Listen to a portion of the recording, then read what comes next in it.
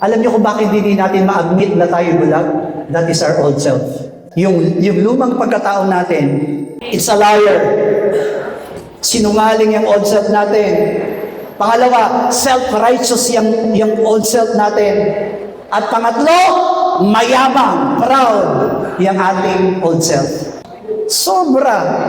Hallelujah. Kaya kapag may kayabangan ka pa, sabi mo nga sa katabi mo, kapag mayabang ka pa, malakasan mo, kapag mayabang ka pa,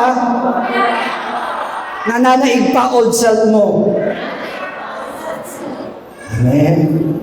Hallelujah. Tingnan niyo po, Matthew 26:33-35. Datapwat sumagot si Pedro at sinabi sa kanya, kung ang lahat ng mga magdaramdam sa iyo, ako kailan may hindi magdaramdam? Sinabi sa kanya ni Jesus, katotohanan sinasabi ko sa inyo, na sa gabing ito, bago tumilaok ang manok, ay ikakaila mo akong maikatlo. Sinabi sa kanya ni Pedro, kahimat ako'y mamatay na kasama mo, ay hindi kita ikakaila. Gayon din naman ang sinabi ng lahat ng mga alagad. Sino ang nanae? Old self ni Peter or new self ni Peter? Old self. Ano yung old self ni Peter? Mayabang. Hindi kailanman mangyayari yan. Sinungaling. Amen? Hallelujah. Self-righteous. Kasama mo hanggang kamatayan.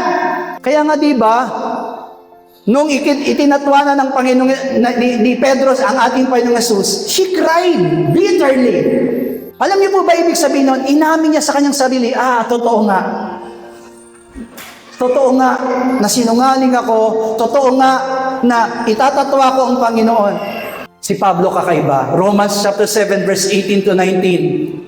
Sapagkat nalalaman ko na sa akin, sa makatuwid ay sa aking laman, ay hindi tumitira ang anumang bagay na mabuti. Sapagkat ang pagnanasa ay nasa akin, datapat ang paggawa ng mabuti ay wala. Sapagkat ang mabuti na aking ibig ay hindi ko ginagawa, ngunit ang masama ang hindi ko ibig ay siya kong ginagawa.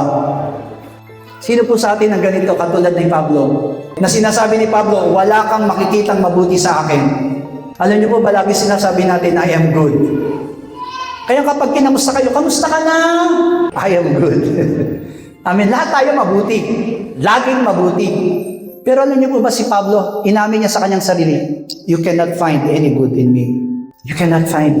Pag inabit po natin yung mga bagay nito, may nawawala ba sa atin? Wala po. Walang nawawala. Bakit? Sapagkat ang gusto po natin, ang mahayag ay si Kristo.